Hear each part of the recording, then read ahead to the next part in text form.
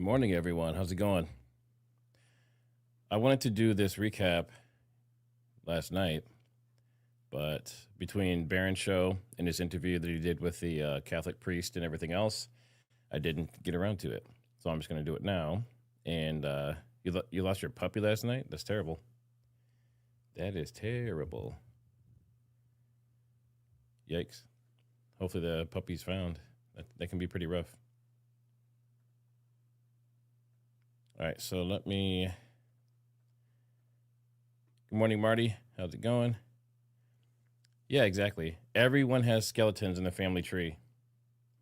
I'm sure there's stuff that you don't even know about. You could do a background investigation on your own family, and you'd probably be surprised.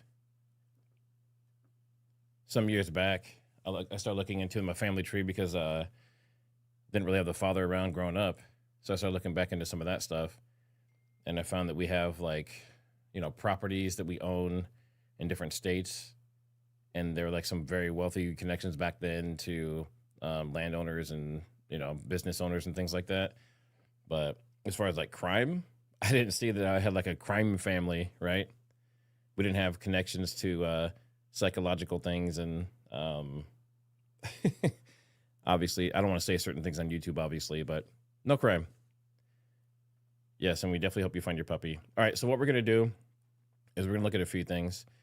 So obviously, we saw the attack against Candace from very specific people, all at the same time, coordinated. Whether it's officially paid or not, I mean, there's really technically no proof that money was sent around, but that was a claim that was made by someone that said, basically, like, they offered me money and I turned it away. So because of that, everyone assumes that obviously money was exchanging hands. But just the coordination alone, it's the coordination that's the main issue. You said turn me up. Let me see. Let me see if my levels are low here. Testing. Yep, give me 1 second. I will turn myself up. Is that better? Let me know if that is a better level for you. All right, testing. Is that a better level? Okay, cool. So there's this coordinated attack that's been happening, and a lot of people say it was started by Graham Allen. A lot of people know me, I'm pretty neutral, but there's a few things I want to listen to. So we have Graham Allen and then two other people, and then we will go into Candace's recap. So let's go ahead and start with this. This is Graham Allen's message to basically everyone, but he's saying, if you can look into Erika Kirk and all the stuff going on around her and her family and her friends and her business, then we can look into you. Maybe we should investigate Candace's life and her rise to fame. Very checkered past. Maybe we should look at her husband. Also very checkered past. Well, I wonder how squeaky clean her employees are. That'll be interesting to find out. I wonder about her Scientologist donors that she has. That'll be interesting to find out about. Maybe we do an investigative series into Candace. I wonder how much she and her British Lord husband and his family would love that. But we're just asking questions. So, this is technically fair, right? If you're going to investigate other people, you should be able to be investigated. But he's saying it in a tone as though whatever is pulled up would be, bad stuff. Maybe it was crime or whatever it may be. But I think the real takeaway here is that when Candace is doing this investigation and she's doing this series, it's because she suspects that there's a possibility that obviously Erika might be involved in some kind of way, or TPUSA or someone around her might be involved in this whole thing. So that is really the difference, I think. But I think it's a very obviously targeted, but I think it's also a very nefarious campaign. And I'm not sure exactly what their end goal is.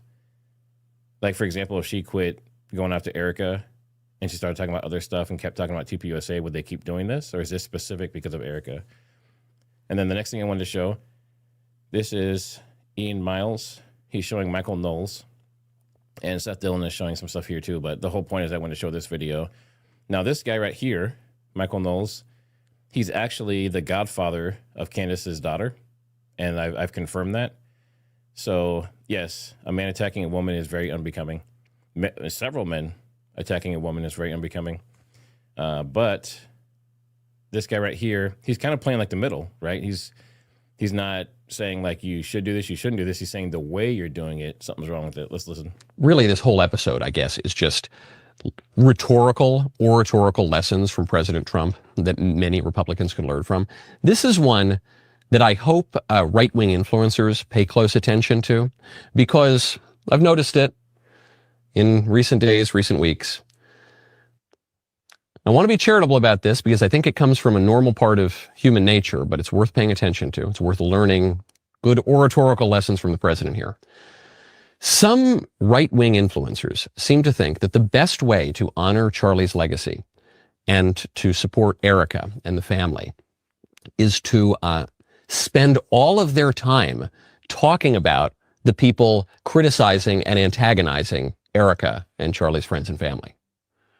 Does that make a lot of sense to you? There are people who seem to think the best way to honor Erika and TPUSA and Charlie is to focus all of the attention all the time on the relatively few people who are criticizing and antagonizing Erika. The most famous, of course, being Candace, who I guess has a new series about Erika, but some other people too, some smaller accounts as well. I found it interesting how he said some smaller accounts, but so he's basically saying that the energy they're putting in to specifically go after Candace could be better spent somewhere else. So if you agree with that, put a 1 in the chat. If you disagree, put a 2. But I think it's interesting. I mean, he has to kind of tread lightly because he is Candace's daughter's godfather. Theory. This strategy seems to be a little bit misguided, wouldn't you say? Whether you love Candace, whether you hate Candace, whether you think Candace is sincere, whether you think she's insincere, whatever psychobabble analysis you have, do you think it makes sense, if you want to support someone, do you think it makes sense to focus all of your attention all the time talking about someone antagonizing that person? I mean, he makes a good point. It seems like it'd make more sense to spend more time and energy supporting the person and talking them up and showing the good they're doing and that kind of stuff. So it's interesting. Yeah, someone says he's a traitor. I don't know a lot about his past, but I found that one very interesting. Then, of course, we have this one with Matt Walsh. He seems to not be happy with the situation as well. Just like Sandy Hook, Charlie's Kirk assassination has become the subject of wild and baseless conspiracy theories. And just like Sandy Hook, one of the living victims of this tragedy, in this case, Erika Kirk, has become, for no good reason, a target. She's been demonized and defamed, and on the exact same basis. The internet peanut gallery has decided that she smiles at inappropriate times. She rubs them the wrong way. They don't like her vibes. So this is where I think, obviously, there's a much longer video. I think it's like 55 minutes. So I don't want to, put words in his mouth, but it seems like just from this little piece right here, this little snippet, he does seem as though he's talking about the small little things and not the big accusations and allegations. So clearly the allegations are that there's like blatant, huge outward lies.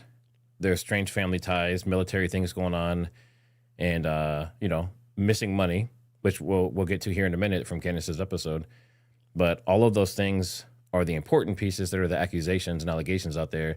But he's saying that people are focusing on just because the way she smiles or the way she talks about something or whatever, people are attacking her. That's not why people are going after her. So I think this is a little disingenuous. And for that reason, she must be the villain of the story rather than the victim. So I think most people would agree with that as well. All right, so I have my outline. And just so you guys know, if you go down in the description, I have the outline for both episodes in one file, and it's shared out. So if you want to have a copy of this to refer back to or to use for whatever reason, it's available in the description. So that is for you. So there's 2 clips I want to play from Candace. This first one, she brought up an interesting point. how a lot of people equate sort of like intelligence with money.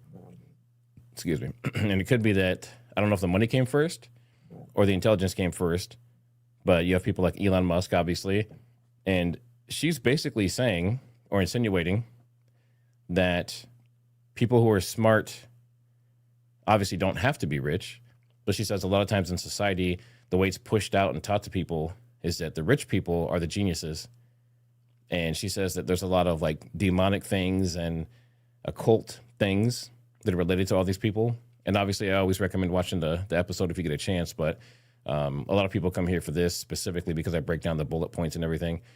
But I'll let you hear what she says about this. And then we have one more clip and then we'll get into the outline. Can never go on to become geniuses. It doesn't work like that.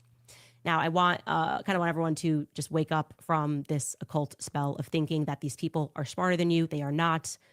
Natural geniuses, which do exist, like Charlie Kirk, you have to either play ball with the elites, meaning hand over whatever it is that you have built to fulfill our ends. Let us be in control of the message. What you're doing is big. We want in. Or if you say no, you wind up dead. That's how the world works. And the military is responsible for keeping particular families in power. It's pretty much eugenics at the top and social engineering at the bottom. And we have proven over and over again as a society that we are subject to psychology. Our minds are malleable. So, a lot of the points that she's making is basically saying that the military and the rich are manipulating us, poisoning us, fill in the blanks, just all these bad things. And I think a lot of people would agree. We're finding out more about these large corporations and these billionaires and some of the stuff they're doing behind the scenes. There is one more clip I want to show. And this one is kind of just talking about Arizona, just in general. Like everything kind of keeps going back to Arizona for some reason. A few times, and Arizona, there's stuff going on there. There is definitely stuff going on. Tyler is close with the Farnsworth clan. We've covered that. There's a lot to look at, and I can say definitively he is not a good person. And it's weird that Erika is protective of him. That should unnerve you. If that's another thing that was missing in this is just her instinct to get rid of bad people or people that were pressuring Charlie. She's like, give them main stage. These are my allies. My allies are Charlie's enemies. I don't know. None of that's normal. None of that is normal. And if I find out the Turning Point action was indeed for a fact and not allegedly, and I feel like it is like, I'm getting this from Turning Point USA, right? I was actually missing around $10 million, two separate people saying that, one in their personal life saying that, and now someone in their professional life saying that. And Erika is covering for that. So, I mean, there seems to be confirmation from people inside and some other people she's spoken to that $10 million was missing. And that is why Charlie was going to start the Doge effort, they call it. So now I know that Danks and Wilson Finance and some other people have been looking into that for a while. They reported on it. And you know that there was a cease and desist that was sent to Wilson Finance over all these allegations of fraud and missing money. But now, according to Candace and these sources, it looks like there was $10 million missing. Specifically TP Action, Turning Point Action. And that is the company that Tyler Boyer is in charge of. So very, very interesting. But let's go ahead and get into the details here. Let me bring this back up, make it big for you. Make sure I'm not blocking it. Okay, so this is episode 2, Dr. Jerry and Mrs. Hyde. And she starts off, she was kind of giddy and stuff, and she was happy that Farfar and Morfar, which is like mother's father and father's father in Sweden, that kind of took off and caught on, and some people started using it. And it's from Swedish tradition. And she said that we're classing up America by stealing that from Sweden. She spoke to an ex of Erika's. He said, as you would expect, he didn't recognize her anymore. They spoke about the grandfathers, like his grandfather and hers. But the thing that was strange is that Erika told this guy, this boyfriend at the time, that his grandfather came to her in a dream with a message. And she was equating this to like a psychological manipulation technique, right? For example, she brought up like Princess Diana. Someone wore, like a girl that was dating him or his wife now, put on like his mother's perfume to like, try to like make her seem more familiar and stuff like he was used to with his mom. Kind of something similar to that. Kind of twisted. People do stuff like that, but Then she said, we're going to go through Erika and her psychological profile. That is today. So if your main point of interest in this series is Erika, I think that's going to be tonight's episode. So make sure you tune in for that. Then she goes to talk about Aleister Crowley. I don't know if that's spelled correctly, but it's Aleister Crowley. Lots of stuff on him. So she says the elites practice occult SCX magic. She says they have satanic SCX parties and try to summon demons, which I did a series, or I didn't do not a series, a episode on CERN. And I equate CERN back to Big E. And then she's just talking more about that kind of stuff. And she claimed it's historically accurate. And she says he was the world's wickedest man. He hosted parties across the world, these like demonic parties. And he made his own religion, apparently, and practiced black magic and that kind of stuff. And there's stories of him summoning demons, and people would end up in the hospital.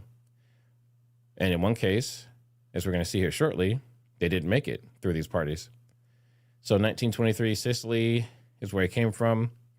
This is 1923 Sicily. This is talking about this incident with a boy. So he groomed this young Oxford student to be his magical heir, and that is not the right heir. You know, it's like heir to the throne. So I don't know why it corrected to that. He invited this kid to Sicily. I say kid, but he's 23 years old. And then this kid ends up dead. So he takes him to this location, invites him to be there. And basically what he's trying to do is put his powers, I guess his like dark powers and his magic, onto this kid. And something went wrong. And then Ashley, who I guess is her producer, she jumped on and she says that he believed he could be invisible and tried to do it to the student. So Aleister Crowley thought he could be invisible somehow. And then they both got sick. And then I guess the kid's name is Raul. He became fainter and fainter until he disappeared.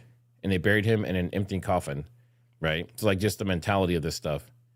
But then later on, they said in 1929, they said that this kid died from inflammation of the intestines. So, I mean, just weird stuff, right? Like just weird practices, definitely psychological pieces to it, magic, dark stuff, you know, just the mentality is strange, like this cultist demonic mentality. She mentions Mussolini being kicked out for being a Satanist. And she also talks about like Freud and just some of these people that were taught in school that are geniuses and philosophers and scientists and all that kind of stuff were practiced this kind of, they did these kind of practices like openly and were like famous for it and stuff. Yet they're pushed in school like they are mentors or, you know, good figures for us to follow and learn about as kids. And he was friends with Pauline Robinson. Pauline Robinson, 8.5 months later, after she was with Aleister, she gives birth to Barbara Bush. That's George Bush's mother. And the rumor is that she is Aleister's child. So the Bushes, right? And we'll hear more about the Bushes here in a minute. The Bushes might be coming from the same Aleister line. And she says Operation Paperclip isn't about rescuing Jewish scientists. It was about wealthy occult perverts. So basically, excuse me, I still have a cold, but I think Operation Paperclip initially was like, you know, this big movement saying like, hey, we rescued and pulled out all these brilliant Jewish scientists and saved them. But she's saying that it was just about bringing out these like perverted occultist type people that were wealthy and elitist to get them out of the country. Families have been in power for a long time, the same families, and many of them have military ties. And then she says, you know, we talked about this a little bit. Why are geniuses always the rich people? And she says Jack Parsons, who created the Jet Propulsion Laboratory, which later went on to become like the Apollo mission and the Apollo setup. She said that he was trying to summon demons as well and through these same SEX parties, but he's Aleister's protege. So it's like they groom these other people to continue the tradition. So I don't know if they're, you know, there's some Ben Gay Vulture talk, like they're using these chemicals and manipulation and psychological techniques and stuff to control people.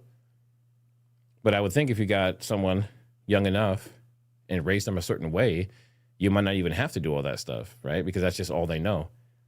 She talks about Elon Musk and the questions of how he runs the companies and has all the baby mamas. I think she mentioned something like 49 companies that he runs. And she's like, there's no way, right? And she didn't say anything specific about him as far as like wrongdoing, but she says that she finds it sketchy. Bill Gates, we've seen the stuff coming out with that. He basically admitted to the big e-files and the stuff happening there. At least from the Russian girl's point of view, and him getting, you know, some visitors downstairs, we'll say. And she kind of jokes, she laughs, like, look at his face. You know, she's like, obviously he's in the e-files. Obviously he's there. She calls Charlie a natural genius. And she says, with the elites and people like Charlie, you either have to play ball or give up control and say no, and then you might wind up dead. The military is responsible for keeping certain families in power, with eugenics at the top and social engineering at the bottom. She says that we're subject to like psychological attacks all the time. Marketing convinces us to eat poison, and we have all these scientific breakthroughs that affect us negatively. And one that she brought up was the jab from a few years back. And she says the military does all these psych ops the best of everyone. And she says it keeps going back to the military, right? It keeps ending up back for some reason. No matter where she looks, either the military seems to be directly involved, and she does show some, you know, documents and things like that, or it's a person who has past military ties that's involved. Why did the military have to have us all watch the execution? She really, really talked about this, you know, for a little while. But if you think about it, I mean, so from my point of view, obviously there's a lot of cameras there, a lot of people there. I mean, you had thousands of cameras filming all at the same time. So obviously you're going to see it. It's going to get caught. But I think she's asking, why did they do a public execution when they could have poisoned him or messed up his brakes in his car, made him have a car accident? She says that they wanted to make sure we all had an emotional reaction and harness our emotions to get behind Erika. She's the widow, leave her alone. So she thinks that this whole thing was done in a very specific way to empower and prop up Erika Kirk. She also notes that she personally did not see emotion from Erika and only saw emotion about Erika's mother. We know that Erika's mother is sick, supposedly. And she said that she saw more emotion around that than around Charlie being gone. Let's see. Yeah, the way they're defending Erika is crazy. You know, just like with the online attack, you know, the whole social media kind of coordinated campaign against her. And she says she could do Clinton series all day long, and no one would care, except the Clintons, maybe. But she does one on Erika, and you can't touch or speak about it. So she's like, why is Erika so important to all this? Why is she so propped up? Like, what's the deal with this specifically? And I just want to make sure my audio is not clipping. It sounds like it might be almost borderline clipping. Test. We're good, I think. Well, make sure you guys hit that like. Obviously, hitting the like and subscribing, but the like is the main thing that YouTube looks for, so they push this out to other people. Much appreciated. And then she talks about military connections. And again, it always goes back to the military. Erika was born at Good Samaritan Hospital on November 20th or 22nd. We don't know, right? Like some sources show the 20th, and that's what she says. But her parents and documentation show the 22nd. But either way, it's 1988. The hospital gifted to a Catholic charity, and there are allegations that they did human brain experimentation. And this would kind of go back to like the X-Men school type mentality or something similar, or Ben Gay Vulture, right? And Carl, who was her grandfather, Erika's grandfather, he was a military guy, Army Corps of Engineers. And she says she believes that the Army Corps of Engineers doesn't only engineer planes, they also engineer society. So that was an interesting take. I don't know if she's going to expand on that. That's something I would like her to really dig more into. And then Erika's father and mother were both married in Marblehead, Massachusetts, but she can't find proof of it. I know that Barron brought up, well, I think Barron showed their divorce decrees, and it says that, like, legally, I don't know about the state specifically, but it sounds like legally you can't have a divorce unless you have proof of a marriage. So that means there's a marriage certificate somewhere, but she can't find it. And then this is the birthplace of the Marine Corps. So Marblehead, Massachusetts is the the birthplace of Marine Corps aviation specifically. Then she talks about the whole point of this episode was this person here, Dr. Jerry Francevy, and that's where the title comes from, Dr. Jerry and Mrs. Hyde. pretty clever. Yeah. Almost everything we're going to talk about from here on out is about her. And this is very interesting. It almost seems like she might be like the godmother of psychological operations in the U.S., at least in Arizona, right? But she died just a few years ago in Arizona. She was born Jerry Pitts in 1943, strict Mormon household, family from Arizona, a powerful family. She was raised in Indiana, though, and she was a victim of rape when she was young. She tells the story, but she makes it sound like a love story. So, like, I don't know how these two pieces connect. I don't know if Candace, like, she didn't really connect them directly. Like, clearly she says that she was a victim, and then she tells this separate story, but she says that she tells the story, it makes it sound like a love story. So I don't know where the grape piece comes in. She didn't really clarify that. At least I didn't see it. If you know something different, put it down in the chat. But there's an article, newspaper, and that's where a lot of her information is coming from. And I don't know. I would assume that, let's see. Sorry, I'm just looking at chat here.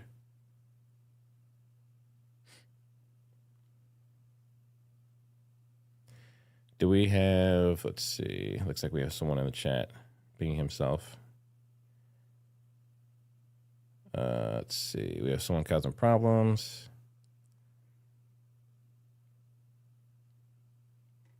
Let's see, get rid of one. We might have one more. Let's see. Yeah, all right. So we'll keep going. So, yeah, people are like, why is he doing this a day late? Well, it's not even been 24 hours, first of all, dipshit. And then the second part is because I go to these details, these individual details. You can watch the episode. You're not going to remember all this stuff. All these tiny little points are not going to stick in your head. And I also make the show notes available. So that's why I'm doing this. You're welcome. But this love story that Jerry tells at 14 years old, 14 years old, she ran away with a Mormon upbringing. And apparently, I don't know who he was talking about, but there was a different comment that specifically said that this guy's just doing something the next day or whatever. So if I did something wrong, I apologize. But it just sounds like somebody was being a jerk to somebody. All right. At 14, she ran away with the Mormon upbringing to get married. So at 14, back then, that probably wasn't that big of a deal, I guess. Maybe. I know my grandma was married at like 14 or 15 or something. So she runs away. She was a straight A student. She had a bad mark coming, a C in algebra, and she couldn't face her parents. So that's what prompted this whole thing, supposedly. She loved her boyfriend. She lied about her age and altered her birth certificate. So we're already starting to see kind of like this fraud-like behavior, these lies that she's pushing out. And yes, my name is Matt as well. and if I unintentionally banned somebody I shouldn't have, I will unban them gladly. So 6 months later, she was asked to come home. So she went with this guy that she loved. She lied about her age and birth certificate, and she was gone for 6 months. Right? Now, she was a mother before high school graduation, and she was divorced before she was old enough to vote. So, I mean, that's not ideal, obviously. You're losing some of your childhood. There's definitely a psychological piece to that. I don't know many 14-year-olds that would be ready to get married and have children. But, that's what happened. She married Carl Pangirl. He was 5 or 6 years older. So when she was 14, he would be 19 or 20. Obviously, as far as like legal stuff is concerned, that's frowned upon. But as far as age gaps, that's not too unheard of. I think my dad was like 15 years older than my mom, and I hear a lot. There's, men are like 5 to 10 years older on average in a lot of marriages. But the thing that's interesting is this Carl Pangirl guy, he becomes a Mormon bishop. So she was running away from her family to get away from the Mormon upbringing. But then her husband becomes a Mormon bishop. Very interesting. Jerry becomes a bookkeeper. She does a lot of accounting and things like that. And really here, this is what Candace, she's basically saying that she feels like this woman wasn't qualified to do this stuff, or it seems strange during that time period that the stuff she was doing, this woman was doing. So she wants to know what the book, or she wants to know who she was bookkeeping for. So as we're looking at, as she goes through this series and is looking through different stuff, we start to see like these ties everywhere. I think the last episode, a big tie was gambling, the casinos and gambling. So I think in this one, she's like, well, who was she bookkeeping for? Was she bookkeeping for a casino? Was, so I think she's trying to figure out that tie. And then she also, at one point, she marries some top brass in the military, Kenneth Hemsel. So again, we have the military theme. He was a captain in the Indiana National Guard and becomes a general. Married in 1965. She gets a bachelor's degree in psychology. Now, this is where things get really crazy. This is where like the shift happens that I think really is really the meat of this episode. So at 27, she becomes a social worker. She brings up MK Ultra possibilities, Bengay Ultra, and connections to the military and being an ex-victim of grape when she was younger. So all of this stuff, this is what Candace brought up. So she thinks all these things might be connected. So the manipulation with drugs and that kind of stuff, the connections to the military, and then being an ex-victim. She thinks that kind of shapes who she is. Indiana was a major hub for Bengay Ultra back then. She says they manufactured the LSD in Indiana for a lot of the experiments. I found that very interesting. So, yeah, maybe this was like, a patient zero type of situation. 1971, she goes to Chicago and she works for Quaker Oats for 3 years. Supposedly marketing the official stories to help sell oats, but Quaker Oats went into mental institutions and force-fed radioactive oatmeal to unsuspecting young boys. That is crazy. There's an article. She actually pulls up the newspaper article. So Quaker Oats, the article actually says like sugar helps the radioactive oatmeal go down. That's the title of the article. But I mean, these companies like Quaker Oats, first of all, why are they in a mental institution? And then second, why is it radioactive oatmeal? I mean, this stuff you can't make this stuff up. And then she questions if Jerry played a role at all in that whole thing. 1975, the military orders the destruction of the Bengay Ultra files. She says she always believed it was a task created for the creation of Manchurian candidates. And then later, Jerry meets Kent Franceby. She gets a master's and doctorates. They move to Paradise Valley, Arizona before getting divorced. And she works for some of the biggest and most powerful families in the world. Now, this is where it gets crazy. This is already interesting, right? But this is where it gets crazy because you're going to recognize this name. She works for a French family known as the DuPonts. Remember the DuPont stuff from earlier from Candace? The director of employee relations for DuPont de Nemours and Company. She worked directly for them. And she says that the company has been mass poisoning people and, along with like Monsanto and that kind of stuff. This company, DuPont's, merged with Conoco Oil thanks to Reagan and George Bush deregulating things. And we know the Bushes are connected through Alistair, possibly through Barbara Bush. And then they moved the headquarters to Wilmington, Delaware. And if a lot of people don't know, yeah, people are saying Mortal Kombat never ended. Yeah, I think that's probably a good point. And it's probably significantly more effective than it used to be. I mean, they've had decades to work on this stuff. But this Delaware thing, we know that there's a lot of strange things around taxes and businesses and crime and that kind of stuff that's there. But she talks about Erika and Egyptian planes, the whole joke. I mean, she made it seem, if I heard it correctly, she made it seem as though this Egyptian plane thing is coming up in this series. I don't know if it's tonight because she's talking about Erika Kirk tonight, but the way she brought this up, she said that, Erika joked about the plane, ha, ha, ha, and then she makes it seem like this is going to be a big deal here shortly. Jerry is awarded a research center, Bradford University in 1983, and this is a gender clinic, a feminist gender clinic. They give lessons to the military, which is interesting. So Jerry is obviously working for the DuPonts. She has tons of connections. They have tons of connections. Lots of money, lots of funding. She has this psychological background, and now she is training the military. So I'm not sure exactly what she was training, and neither was Candace. She speculates about research and fictitious academic reports and studies to justify treatment of humanity. So this would be things like during the jab a few years back, it would say things like, if you're not getting it or if you don't get it, then you have a much higher chance of dying or something similar, right? And then they would have all these different scientists that back it up and say, oh man, if you don't get this, well, we're not sure if you're going to survive.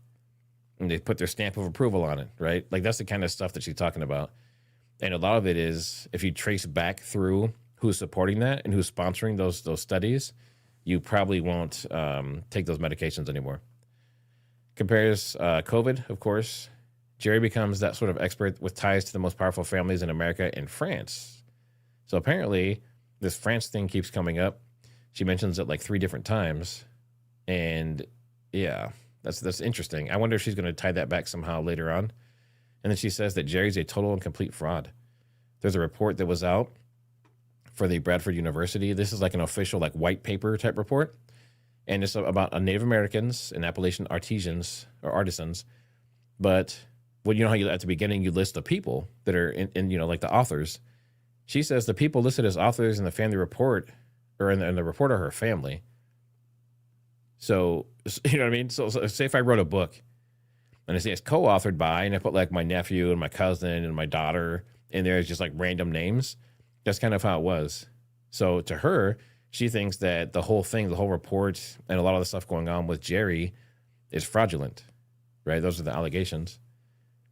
And she says the Mormons conducted research, students conducted research, and she says it all become relevant with Erika ties to Western Europe. So this is a piece that I hope she goes over tonight to clear that up, like what specifically about Western Europe is an issue. And then she asks about Tyler Boyer's mission in Romania, and she says she'll dig into that, but she also says she has receipts, right? So it's like this little, like a little dig. She's like, hey, Tyler, I have receipts. I can see you, buddy. We'll get to you in a minute. That's what I got from that. She gets involved with charter schools, developing psych methods for students. She develops the Tesseract Way. So if you remember from the last episode, Erika went to a Tesseract school. They had the name The Looking Glass. Apparently this woman was developing those schools. So, and it's, they've been very problematic and tied back to possibly very dark things. She views it as a child psychological experiment. Erika went there from 1993 to 1999, and she shows a bunch of pictures of her. Oops, let me undo that. She shows a bunch of pictures of her, and a lot of them she has the short hair, which a lot of people said, that's not her, that's a boy. Well, yeah, I mean, she looks like a boy because she has shorter hair, but she's saying that she thinks that's the time that her dad was taking care of her. I don't know, but I found it interesting. I know my daughter at one point, she had short hair for like 6 months, something she wanted to try. But there's multiple years where she had short hair, and she was saying possibly maybe her dad had her during that time, or her dad was staying at home. That's something that came out in the last episode, that her dad was a stay-at-home dad for a while. And then the school was designed by elites and backed by the Bushes and the Waltons and possibly government funded. And this was a different model, and Jerry comes into the picture, but the school failed quickly. So basically you have this school that is for, I don't know why people would put their children in there, first of all, but you have this school, they're doing psychological experimentation and possibly worse, maybe like some Bengay Ultra stuff, maybe some drugs, maybe some, hypnotism and things like that. And they're manipulating these kids into who knows what. But some people say maybe like Pennsylvania, maybe, Tyler Robinson, people like that are doing these mass shootings. Maybe that's some kind of relation to that. But that would insinuate that these schools are still going, or that obviously this program is still going in some kind of way. But she does say that Erika might not know Jerry at all. So Jerry was married to Erika's father, Kent. But by this time, maybe they were divorced or something. But Erika went to that school, and Jerry was basically running it, from a psychological standpoint with the children. So my question is, why would Kent, knowing what Jerry does, I assume, the kind of the darker stuff, why would he put his daughter there? Like, why, or maybe he didn't have a choice. Maybe Lori put her there. But if, obviously if I have a friend who has a messed up school and they're doing crazy stuff to kids, I'm not going to put my kid there. I'll say, you know, like you're my friend, but my kid's not going there. I see what you guys do. Kind of crazy. And then others are involved. John T. Goley, Jeb Bush, John worked on Monsanto. We have Jerry with DuPont. And then she talks about Phil Bliss. He joined the board of Tesseract. He did some stuff at Stanford University. And then he specifically worked with Bengay Vulture people, and he was also a drug counselor. And then he worked with the Hospital for Addiction Research. So he had direct access to not just the prescriptions and stuff, but he also had direct access to people, and specifically people with psychological issues. And then he goes and he co-founds his own school in Palo Alto called Mid-Peninsula High School. He's the principal. The school had a shooting in 1996, and the shooter was working with Bliss through his depression. So he was counseling this kid through his own depression, and that same kid shoots up that school. Very interesting. And then psychologists and prescriptions behind everything. Yeah, basically every incident is what she's insinuating. Every incident that happens that has a shooting or a stabbing or some kind of crazy attack or something, she says has psychologists and prescriptions behind it. And that's why a lot of people have said, like, was Tyler Robinson on something? If he is the shooter, and if that narrative somehow checks out, was he on something? Same with the kid that was in Butler, Pennsylvania. Obviously, that kid's, you know, he got shot. He's gone. But, you know, people want to know this stuff. But he's also on the board of a French school. So, again, we have France and the French showing up. Then there's Jill Kessler, who's also on the board of the school. She's a director. She said she moved for her husband's job to Arizona. He's a pediatric developmental behavioral pediatrician. So this woman who's on the board, and she's also director, her husband is working with children as they're growing up psychologically and behaviorally. So these people, their jobs allow them to be in positions to directly manipulate, and I don't want to say that word on YouTube, basically manipulate and control and highly influence children. Then we have Susan Silverstein. She says she's the VP of development, but the info seems to be wiped. She thinks she might know who she is, but she wasn't 100% sure on this one. She had to re-verify the picture and the information to make sure she wasn't doxing the wrong person. But she said basically everything has been wiped about these Tesseract schools, including the books. So there were books specifically for the school that are no longer accessible, and anything that was online seems to have been wiped, and like the books have been destroyed and things like that. So there's a big cleanup operation. This next piece is interesting. So if you know Sam Walton, he's the founder of Walmart. His son, John Walton, obviously a lot of money there. His son, John Walton, is a major investor and was on the board of this school. This Mid-Peninsula. So that's interesting. So we have a major multi-billion-dollar corporation heir, I guess, or I don't know if he's running it now. So I would assume he is. He's a major investor of this stuff. So it makes you wonder what other companies are investing in this. She says, again, the school is an experiment. There's accusations, surprise, surprise, of financial impropriety, as well as faulty methods that are called scams. And she reiterates that Jerry's a fraud. So the allegations is not only are they doing psychological experimentation on kids and manipulating them and coaxing them to do certain things and act a certain way and demonic and occultist background and that kind of stuff, but they're also being fraudulent with funds and with methods and may not actually be experts or geniuses in the areas that they claim to be, right? So a lot of stuff going on there. And then she says the family just got, so the yearbooks that she got access to, the family that she got the yearbooks from, so the kid of theirs was abused inappropriately by specific people at that school. So that's, so in addition to the psychological stuff, there was also physical stuff that's been confirmed, allegedly, by one of the kids of the people that provided her this yearbook, that they were inappropriately touched by leadership of the school. So And Jerry was friends with Dr. John Money, who I'd never heard of before this episode. He was the father of transgenderism, and he abused children. He was also a psychologist. Seeing a pattern? He was the father of gender ideology, and he believed that gender was fluid. So maybe this is where some of that stuff came from. There was a boy that he was kind of mentoring, you could say. And that boy had an accident to his genitalia. And this guy basically told him, like, well, it's okay because you can basically just be a girl.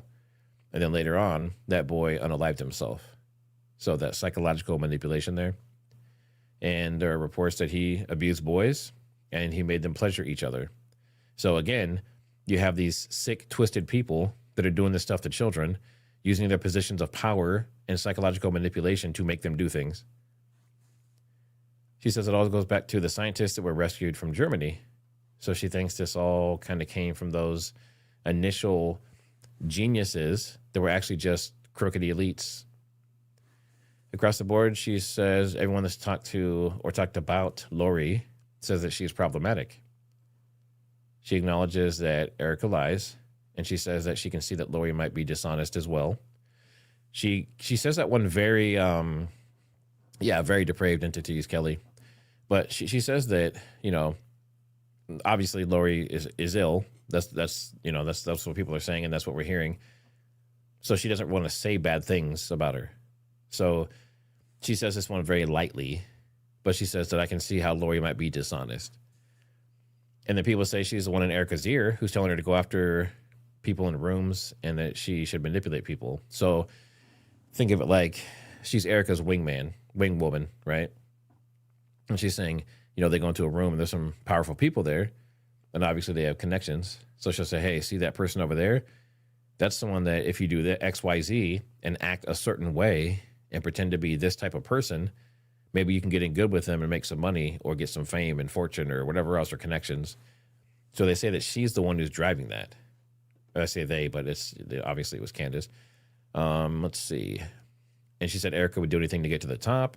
I think we kind of see that based on the Miss Arizona stuff, the acting jobs, the plethora. There's a ton of like video out there of her trying out for shows like Survivor and trying to get in with all these. Basically, she was trying to be like Hollywood famous first, it seems like, and then she kind of like shifted gears and wanted to be like a boss babe type of famous.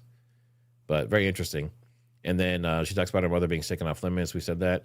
And then Erika's a climber, and the climber is a type that uses other people to get, money and power. And similarly with guys, it seems like she's never dated anyone that's normal. Everyone's always been, an athlete or a millionaire, or like in Charlie's case, this very well-connected political figure. And she's willing to lie about her mother. Says her mother's giving her talking points. Erika wants to be famous. She talks about Elizabeth Lane and how Erika never dated a normal man. And like I said, today she's going to go over the details of Erika's life and Erika's background, which I think is the main episode that most people are interested in, to be honest. But she talks about missing years of Erika's life. So I would assume this time period that she couldn't find any information. I don't know if that's related to like Romanian angels and that kind of stuff, but hopefully we'll get some of that clarity tonight. And then Erika's most important relationship with anyone at TPUSA is Tyler Boyer. He keeps coming up. And he runs TPUSA Action, where that $10 million is supposedly missing, and why the Doge effort was put in place. But she keeps asking how they know each other, and Erika can't seem to recall. And he introduced Erika to Charlie, supposedly. I've heard so many different stories of how they met, like endless stories of how they met. So I don't know what's true. And there's rumors that Charlie told someone that he established Doge because the $10 million was missing from TPUSA. And TPUSA has fired people, and those people are speaking out and confirming that the money was missing. So this isn't like random people just saying that money's missing. This is TPUSA employees saying that the money's missing. So millions of dollars. Okay, that's a big deal. Not only for the donors, but obviously for political, financial, legal reasons. but they said the money was missing on a TPUSA action, which is run by Tyler Boyer. Lori has let's see. I'm trying to remember this correctly. I think so. Lori has a relationship with Tyler, but I also thought that Tyler and Lori had some companies together, if I remember correctly. I'm pretty sure it was Tyler, but I believe they have some companies together as well. And Lori was put on the board because they needed a familiar name, according to Erika, which is kind of strange. Like just putting someone there just because. Like not necessarily qualified, but like it's good to have her name there just because it might be familiar. And then she said something about Justin Strife having a different story of what occurred there. She says there's something casual about the way Erika lies, like she's glitching, which I thought was pretty interesting. It's kind of a big takeaway from this. You know, if does Erika know she's lying? That's like one of the big questions. You know, does she have any idea that the stuff she's saying is being heard? And then when she says something different later, does she realize it's different than what she said before? And I think, according to Candace, she doesn't think she does, which is interesting. And then she plays this clip of Erika, and she said Erika's lying about how she got into the pageant world. Erika, I watched it. It's interesting. She's kind of being interviewed, but she says the pageant world was a season in life and nothing she was groomed for or that was on her personal radar. She says she was kind of like a tomboy gym rat, and she never even thought about like the fame and fortune life type of thing. And she got nominated. She said, this is interesting too. She said she got a random, I can't remember if it was an email or physical mail, but she got randomly nominated for the pageant. I thought she did some Trump pageants and stuff like that before, but who sent her that? Who nominated her for the pageant? That would be interesting to find, Candace. And then she said if she were ever to win, it would need to be able to, it would have to be to make a difference, right? Like she goes way out of her way to say, like, I don't want the fame and the fortune. And she specifically says something about a photo shoot. She said, I want to be able to make a difference in the community with that title. She wanted to overbook herself to get involved with local communities and organizations that are actually making a difference. Not for narcissism, but to be a steward for the state. Interesting that she had to point that out. I don't know. I wouldn't say that. Even if I wasn't going to be narcissistic in that case, I wouldn't come out and say like, hey, I'm not going to rob you, right? I just want to, I want to check your pockets and make sure that you don't have too much weight in there so your pants don't fall down. But I'm not going to rob you. Candace said she's been involved in pageants since the beginning, since she was younger. So I don't know if that's 100% confirmed. But Candace is saying that she was technically groomed for that, right? Which goes directly against what Erika is saying, and it's on record and it's in a video.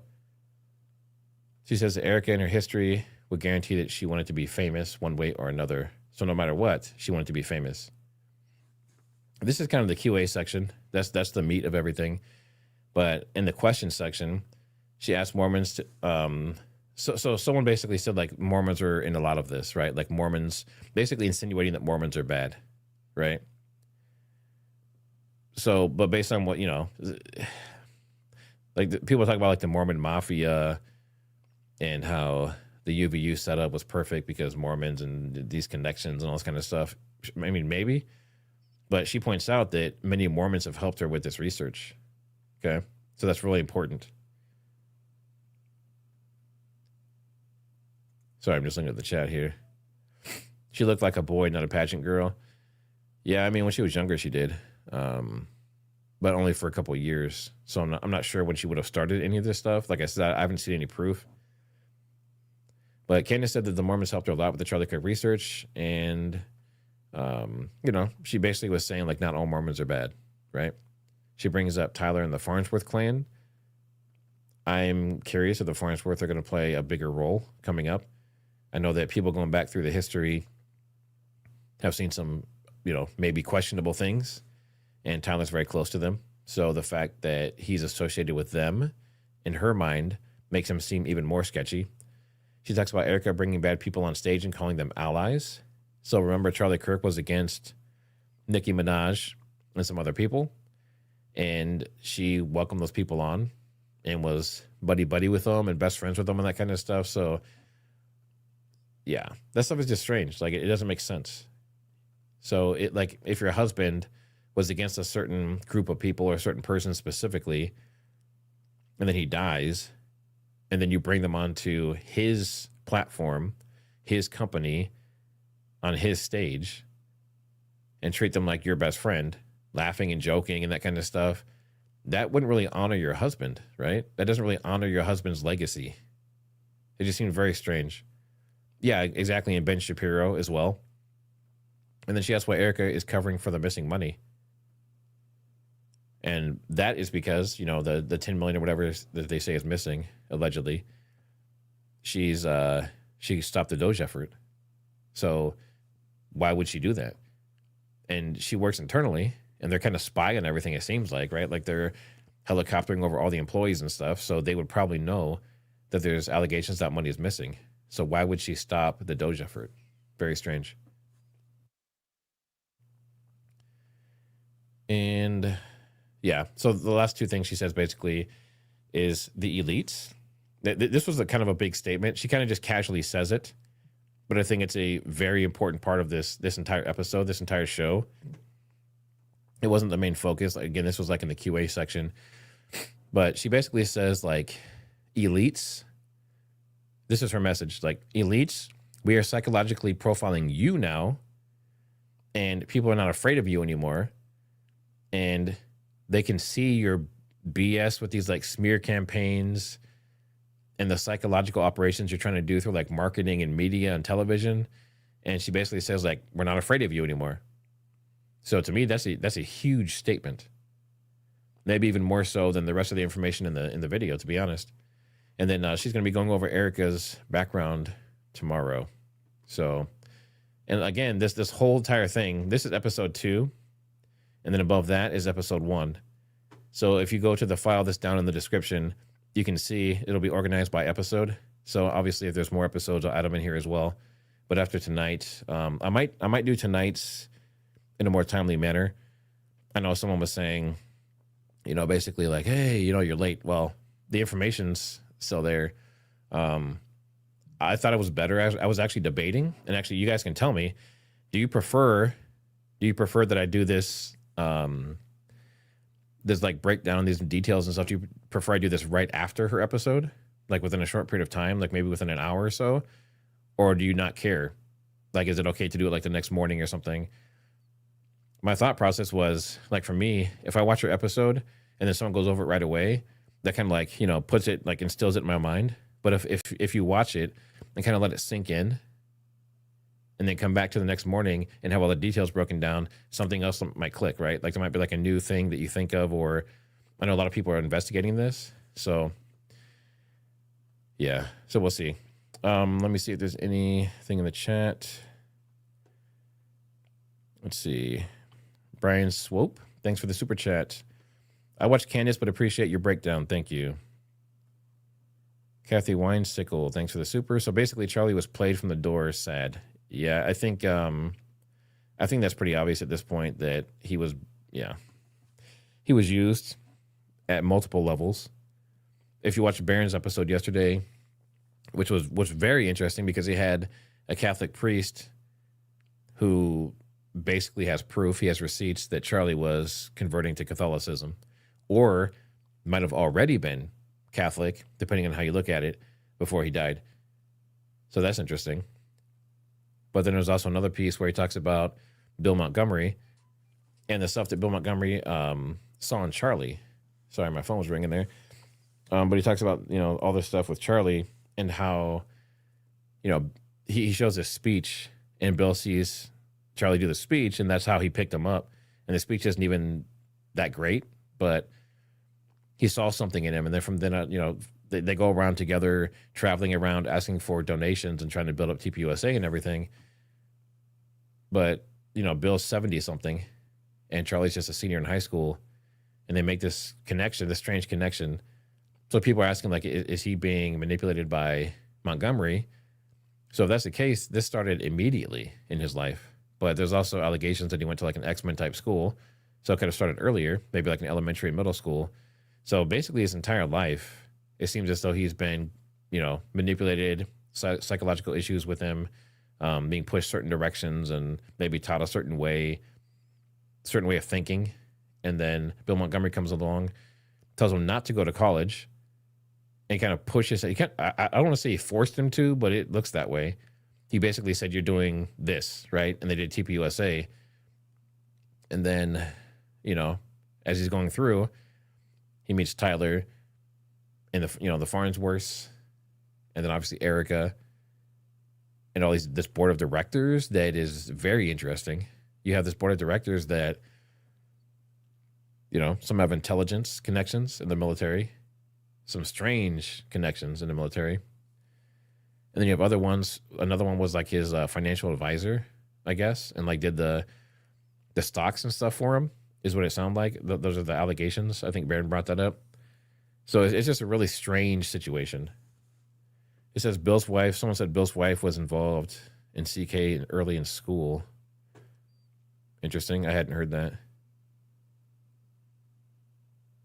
Yeah. Yeah, the whole like Tyler Robinson thing. We'll find out. I think his next court date is in March, but they did rule officially that they're keeping the defense and everyone is all going to stay the same. Nothing's going to change there. So that's what all this previous stuff was about. Let's see. Bad Girl Bex. I wonder if Candace or Barron would be interested in doing a deep dive into Bill Montgomery to perhaps see what's in his past that makes him so concerned with securing Charlie for a future organization. That's an interesting thought.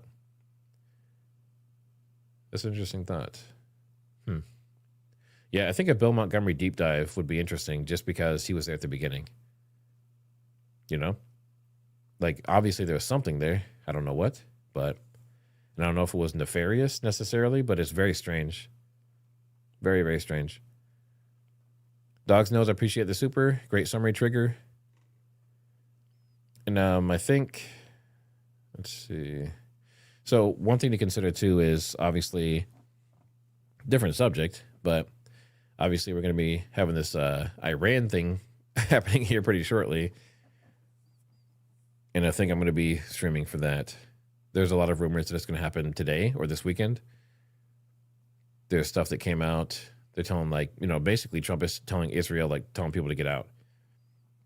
So if that's the case, and that's true, and there's emergency action messages and stuff going on, then it seems like it could be any minute.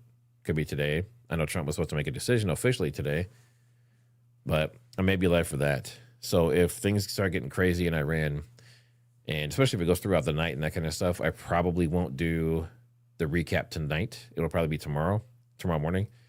But yeah, exactly, Brian Swope. Pray for peace. Pray for peace. Pray for protection. Pray that we figure out what's going on with Charlie and that whole thing, what actually happened. So we'll see what happens.